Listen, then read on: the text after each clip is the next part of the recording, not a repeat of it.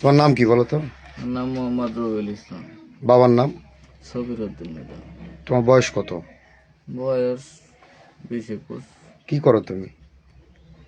ছাত্র, কিসে পড়ো? Degree first year. ডিগ্রি কোন কোন কোন কলেজে?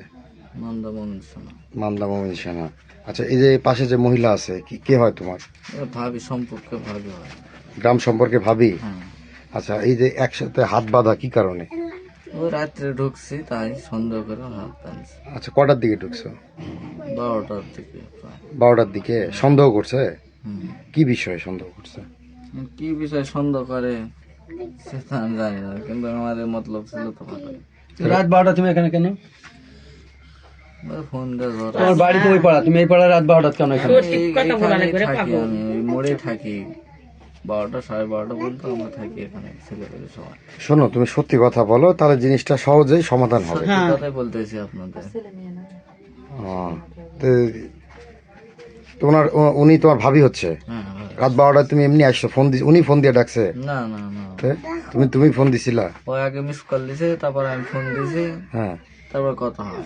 কি বিষয়ে কথা হয়েছে? কি মানে কি জন্য আসছো তুমি? কথা খারাপ বুঝাচ্ছে, বুঝলেন? হ্যাঁ। বলছে জ্বর আইছে, আমি ওষুধ খাইছি, ও তো খাইছি না পাপড়ে। হুম। তাই আবার এক্সট্রা এনেছি, হুম। যদি বেড়াইছে এই কাহিনি ধরে দিয়েছে। না পায়েসটা জ্বরের ওষুধ দিতে আসে এই ঘটনা জ্বর, ঘটছে? জ্বর।